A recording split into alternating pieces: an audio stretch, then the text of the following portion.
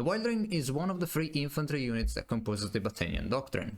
Unlike most shielded infantry units in Bannerlord, the Wildling doesn't specialize in holding the lines and fighting in melee, but instead invests his equipment, or lack of thereof, in a more specialized skirmisher style. After the 1.7 update, the Wildling received an additional set of 5 javelins, adding up to its original 5, making it the only tier 5 infantry unit that carries 10 javelins. And this allows for the Wildling to have one of the most unique playstyles in the game, making it an outcast in most normal armies. Considering what we already stated, it should be no surprise the skirmisher isn't well armored. But the Wildling makes for quite a unique case. Its body armor is actually pretty nice, with a total value of 69, making this unit the tankiest at dealing with body shots. Since body and headshots combine for roughly 90% of received hits, having such an high value is a big thumbs up. But sometimes, something that looks promising at first can come crashing down real fast. And for the Wildling, this would be the helmet. The Wildling's helmet is a mere 25 armor piece. Just for reference, the best average head piece out of the shielded infantrymen is 52. More than double the armor of the Wildling. The Wildling doesn't even rank very high on combined values like head plus body or total armor, ranking second to last and last respectfully. When it comes to weapons, the Wildling brings a fine steel cavalry broadsword, and it's quite simply a bad weapon. It's long for infantry, it's slow, and doesn't even bring all that much damage. But the real deal when it comes to the Wildlings are the javelins. 2 sets of 5 oak javelins dealing a base damage of 117. There isn't much bad to say about javelins. I do like an infantryman that can throw, especially when I'm on the attack.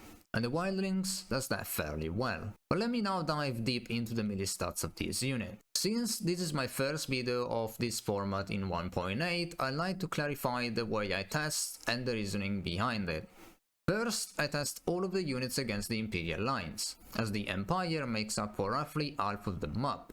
Fighting Imperial units will be very common, and they should make for a good baseline.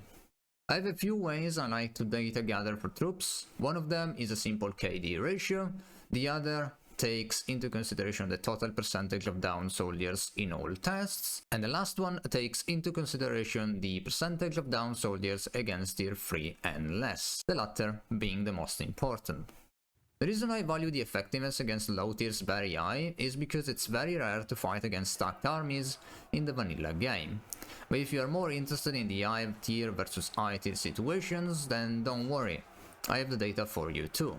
Just keep watching. The Wildling KD ratio across tests fighting against all tiers and militia of the Empire is a mere 2.7. Needless to say, it's the worst out of all shielded infantry, with only 2 shock troops being worse, and I'm now counting the Vlandian pikemen. When it comes to the percentage of downed units across all tests, the Wildling once again performed horribly, racking up 29.3% casualties over 3,500 soldiers. That would be around 1,000 units dead or wounded. And it doesn't get any better when we only take into consideration low tiers. The Wildlings racked up 34.3% of its total casualties just against tier 3 or less.